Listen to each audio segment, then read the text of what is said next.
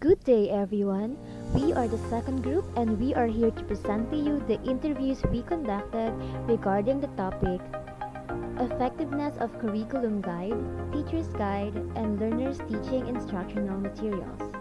In this presentation, insights, perspectives, and point of views were gathered from the different stakeholders, including the teachers, students, and parents that will be shown respectively.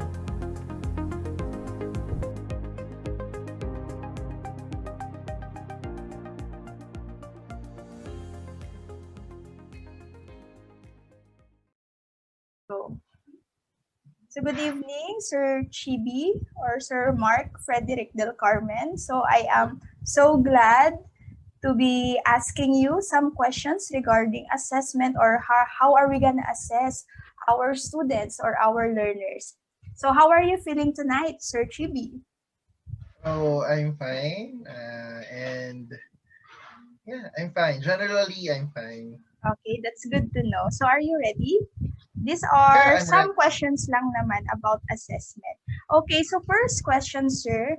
How do you assess the learning ability of each pupil in your class? Mhm. Actually, is it face to face or online? Online class, sir. Okay, so How do you usually assess your learners? this online class, even face to face, I usually use general types of assessment like quizzes, learning activity sheets, bookworks. Yun yung usually na ginagamit ko for assessment, for summative and formative assessments. But I know that learners is diverse or learners are diverse.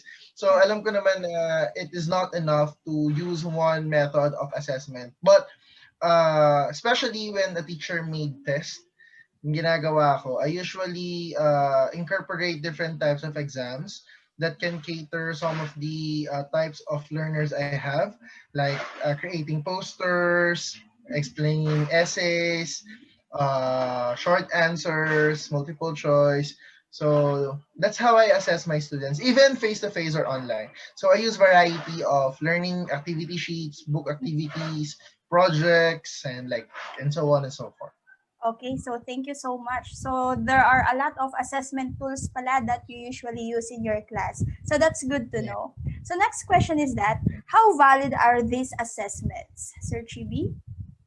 Okay, so I think based on its validity, it's quite valid. It's quite valid because I make sure that the goals or the objectives of the subject matter or the topic of the day or the topic that I will assess is there. Mhm. So I think it's valid because I whenever I create quizzes or exams or any form of assessments, I make sure that the goals or the objectives were uh, uh, kumbaga nababalikan siya. Yun. Okay. So, I think it's valid naman na yung assessment is naka-incline siya with your objective. So, para yung Uh-huh. assessment din is parallel with your objectives. Yeah, so it actually jive with the objectives, no?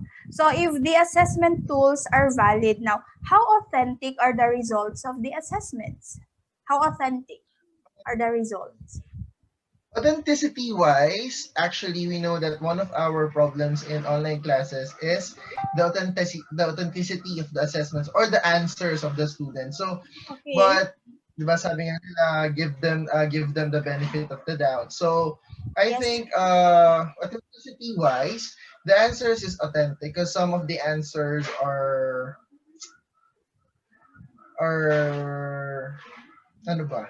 Parang galing pa rin naman sa estudyante. Yes, yes. Kumbaga, their outputs, their answers. Kumbaga, ano naman, some of the items are really real life situations, especially Mhm. because I'm teaching Araling Panlipunan in higher level. So, I usually incorporate real life events for them to relate Yeah, for the it to subject be matter, especially with meaningful, 'di ba? Yes.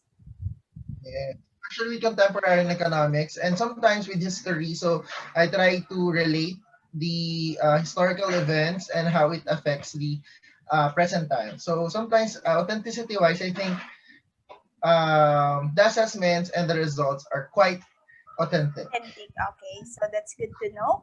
So next question is that if the module will be the basis of the assessment, how do you perceive the acquisition of learning of your learners? I'll repeat. If the module will be the basis of the assessment, how do you perceive the acquisition of learning of your learners? So based on the modalities Mhm. that Ed considered in pushing through the academic year is the modular and the online class. And in our school, especially in our school Yeah. at Gray Arts and Science High School, so we don't have the modular modality. So we don't have modules, so we usually do online classes. But I think some of my friends and some of my colleagues, friends and colleagues in other schools, they use modular.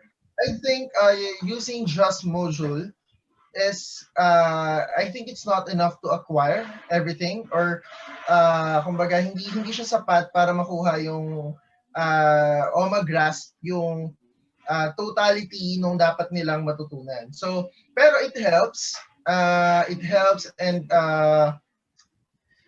it supports the students learning. But yun nga lang, if we stick on the module itself, diba? If it's self-paced, it's independent learning. So I think the acquisition of knowledge will not be enough. Natin. All right. So my next question is that if online assessment naman, if online assessment will be the basis of the assessment, so like where we are doing in Berea, how do you perceive the acquisition of learning of your learners? Na, 'di ba? Sabi ko nga, one of the problems of the online class is the authenticity of the answers. Kasi alam naman natin, and I don't need to elaborate on that. Pero assessment-wise, I think it will be the same. May answer kanina na the acquisition of learning is hindi siya ganun kapulido, hindi nakukuha, kumbaga yung target lahat. Kasi nga, it's modular, it's independent, it's okay that it's self-paced, pero yun nga, it's independent with the minimal supervision of teachers. Kung i-assess kasi natin siya, lalo na kapag yung subject is performance-based output siya, like PE, PLE, music, art. If we will just base learning in the modality of modules or the modular modality, the acquisition of knowledge is not that enough. The acquisition of knowledge, if modules lang yung gagamitin, is hindi pa siya enough para matutunan at fully grasp ng estudyante yung learnings na kailangan niyang makuha dun sa specific subject matter or topic. Thank All you. right. So thank you so much, Sir Chivi. So it was nice talking with you. So thank you so much for your time.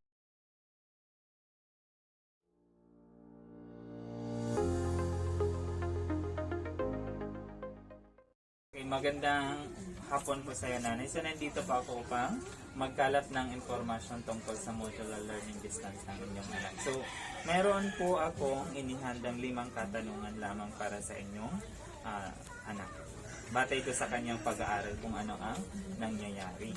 So, unang tanong, maipaliliwanag at makapagbigay ba ng halimbawa ang iyong anak tungkol sa aralin? Oo, makakapagbigay ng kahit maliit lang na bagay ang kanyang natutunan.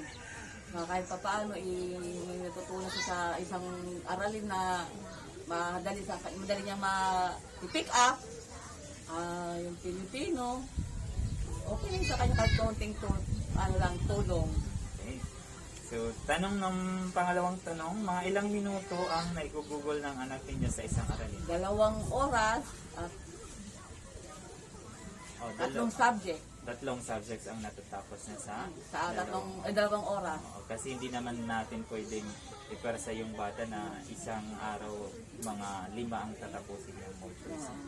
Okay, pangatlo, nakatutulong ba ang weekly home learning plan or online instructions sa pagtuturo sa iyong anak?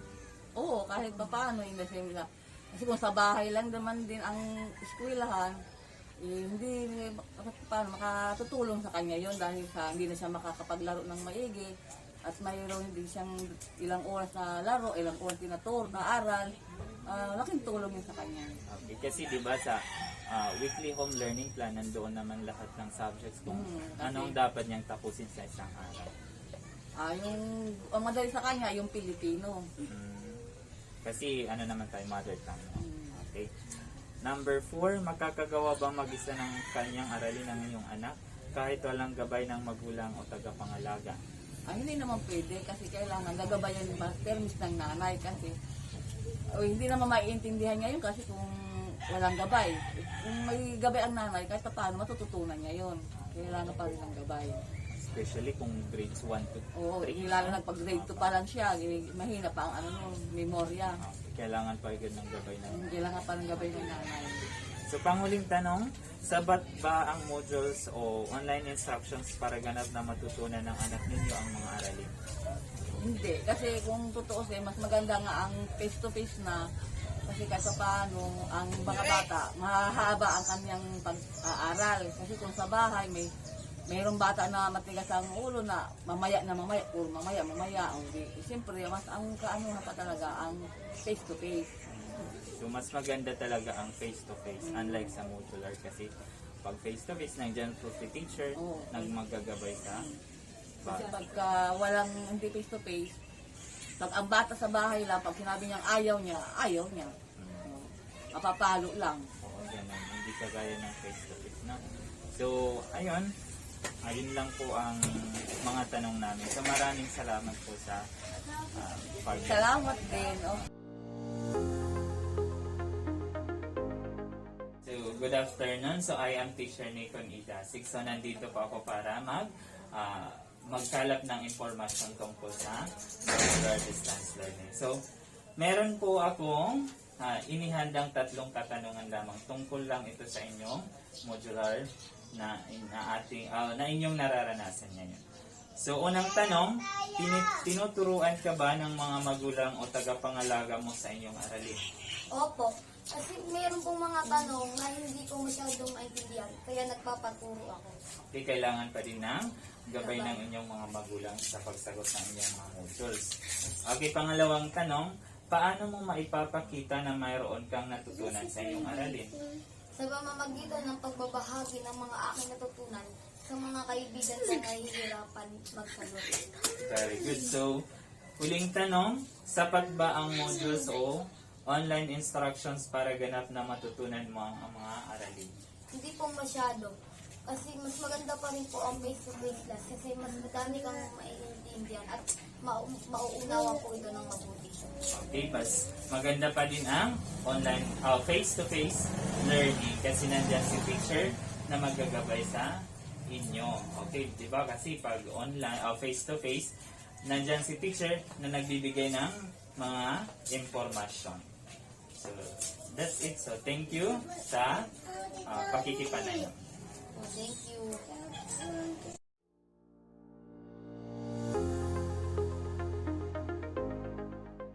Evaluating our learners is really important, and using good assessment helps us determine students' progress in class.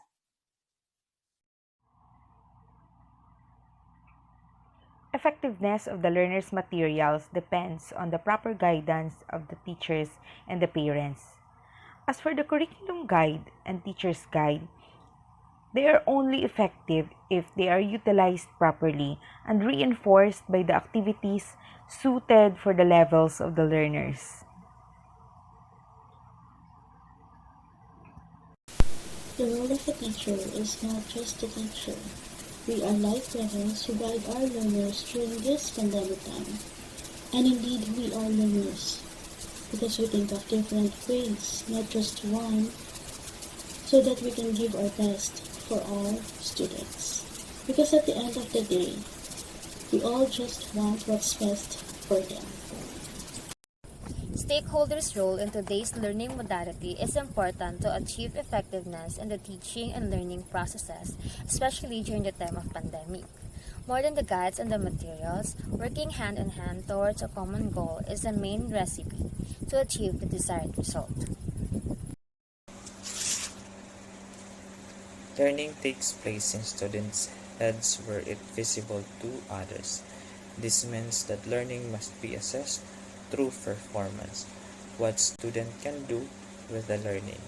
Assessing student performance can involve assessments that are formal or informal, high, low stakes, anonymous or public, individual or collective.